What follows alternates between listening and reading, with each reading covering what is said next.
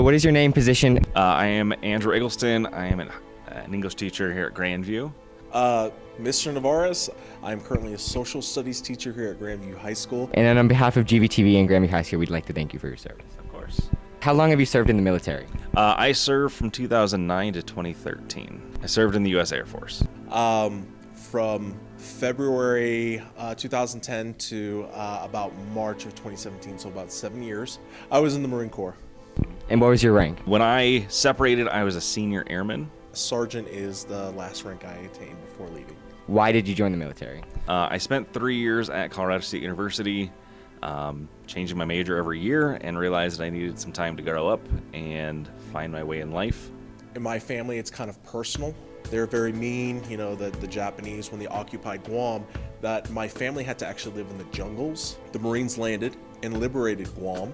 But my grandma, who was kind of young, she was like 6 or 7, she started to cry because she said, okay, these Japanese were so mean. How much more mean can these American Marines be? And actually, American Marine came over to her and gave her a piece of chocolate. And she said, oh, these are the good guys. How did the military impact your life? Pretty greatly, actually. It allowed me to grow up, spend some time figuring out who I was and what I stood for. And then later used my GI Bill to even get my master's from the University of Denver. Impacts in my life are huge. Like right now, being a teacher, it's amazing because I wouldn't be a teacher if it wasn't for my service in the military, and I got what's called the GI Bill. So the GI Bill paid 100% of my tuition and fees for school, and when I graduated in December of 2020, I actually graduated with no student loans. I learned in the military. I'm carrying it over into what I'm doing now to help students at Grandview be successful. Do you have a most interesting story from your time in service? Too many. The one that I like to share all the time is that I actually was stationed in Marine Corps Base, Hawaii, and I actually got to meet President Barack Obama at the time. He actually came over, and like my house is right next to the golf course, and he saw me standing there with my then newborn baby, and he came over across the street and he picked her up and stuff like that and had a conversation with the president, who was my boss at the time. So it was kind of very stressful. I was security forces and I guarded nukes. I'd say the most interesting day I ever had, I spent 20 plus hours in the field doing what was called an infield swap, where they brought a nuclear resource from base to the site, pulled the nuclear resource that was there, and then swapped it. But they had some issues where they forgot a single part, and we were a 3-hour drive from Wyoming, or from Cheyenne. And so it was the longest day I had ever had, on probably the most complicated day it could have been. What is the consequences for messing up in that kind of position? I mean, consequences are pretty drastic. We are talking about nuclear resources here. We ran the risk of causing what was called I think it was a broken arrow, where, you know, the resource was at risk. Man, consequences are very sharp in the military, so if you mess up, they'll boisterously correct you. A correction needs to be made. It needs to be made immediately. My senior drill instructor told me something that I'll never forget, and he said, you know what, pain retains. How did you go from being in the Air Force to coming here to Grandview? Long story. Got my degree in English literature in 2015. I then spent a few years working for Nationwide, and that's when I realized I needed to be a teacher. So I went to DU and did their teacher education program, and then I got hired here. Well, in the military, so I had 2 jobs. One was a UAV operator, and one was being a combat marksmanship trainer. As a combat marksmanship trainer, I was in charge of Marines and making sure that they did a formative assessments, which is how to utilize their firearms on a rifle range. And they had to take a summative assessment, which is the rifle qualification day. If I did very well, if I did my job correctly, and if those students listened to the instruction that I gave them to be successful, I just wanted that to transfer over into the civilian sector. So I was like, oh yeah, teaching. Marines aren't too far off from high schoolers.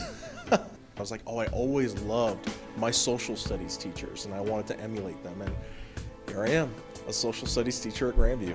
What would you say your overall experience was in the military? I loved it. It was the best personal decision I ever made in my life. I'm not really sure where I would be right now if it wasn't for the Marine Corps and the military. complicated. I wasn't just security forces, I was also part of the F.E. Warren Base Honor Guard. So that was some time where I was able to spend honoring fellow troops or fellow veterans. There was a lot that happened in my service. And so it's a great value to me now, just because I can use that as kind of a point of reflection as to who I am today and why I am the way I am. What do you have to say to people who are considering joining the military? One, look at all your options. Don't just go for one career field because it sounds fun. Think about how, those skills could apply to the outside, because you never know what could happen.